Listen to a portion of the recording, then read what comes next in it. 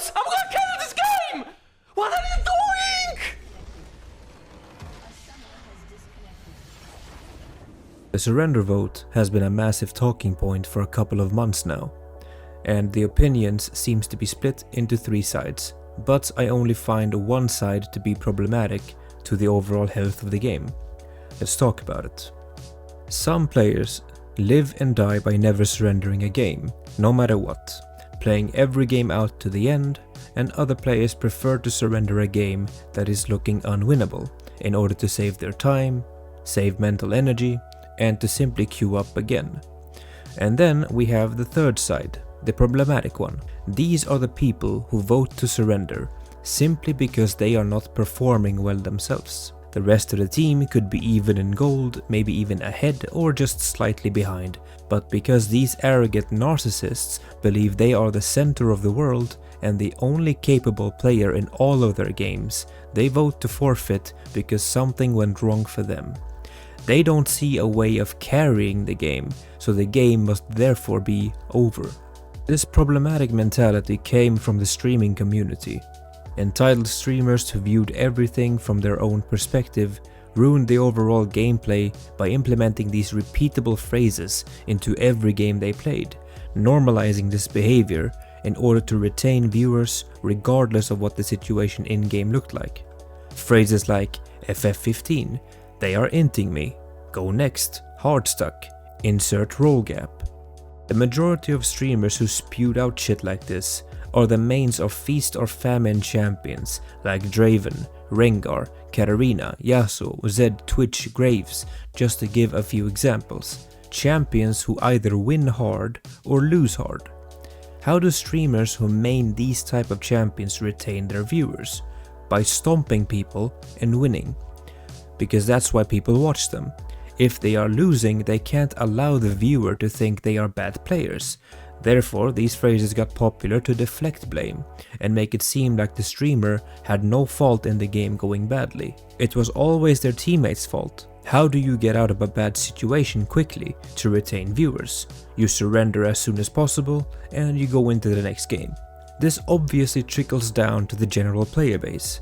I make guide videos on YouTube explaining game concepts to players between Iron and Diamond. When I read a Silver or Bronze player's comment about them being hard stuck because their teammates are inting them, I can immediately track their thought process to the same shit that these streamers spew out.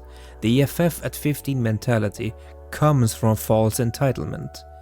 Riot allowed these toxic streamers to change their game, but at the same time, Riot could easily fix this, and I will explain how. You can agree or disagree or tweak some things. It's up to you, you are free to think for yourself. I think there are 2 back-end systems that should work more together. The surrender system and the honor system. There is nothing negative about forfeiting a truly lost game. The function is there for a valid reason, regardless of what your opinion on surrendering is. The negative part comes from spamming the FF vote and constantly typing out FF to the team, and when the team refuses to forfeit, they stop playing in order to help the enemy team end the game. Players who have a very high surrender percentage should be marked by the game, especially if they themselves initiate multiple votes per game. All this information is already in Riot's hands. They can use it. The honor system needs to be reworked. In its current iteration, it is a complete joke. I personally know extremely toxic players who are honor level 5 and are never in risk of dropping their honor level. Honoring multiple allies and even opponents needs to be a thing. The honor system should promote people to use it. Honor everyone who had a positive impact, be it in game or in their mentality. A better reward system should be tied to having good honor. A marked player, however, should be further investigated by machine learning.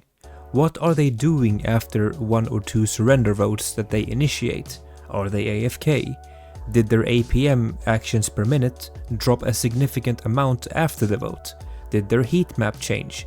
Are they spending 90% of their time after the vote in a bush, clicking or holding S far away from their team? Are they typing too much in chat or alt chat? If the background data can support the fact that a marked player is sabotaging their own team, they should receive a ranked ban for a couple of games, just like you get by being toxic. It's not a foolproof system, but it can be tweaked to have a fair baseline. Maybe if you vote to FF in 70 or 80% of your games, the system should look you up.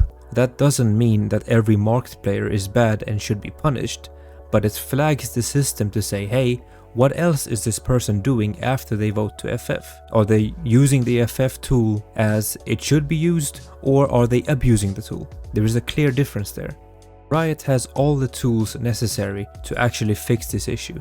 If they actually cared about the gameplay cycle, they would put more attention on the gameplay itself, rather than what every champion looks like and how much money they can milk from TFT players. This was just my opinion on this issue.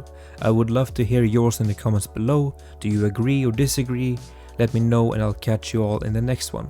Goodbye.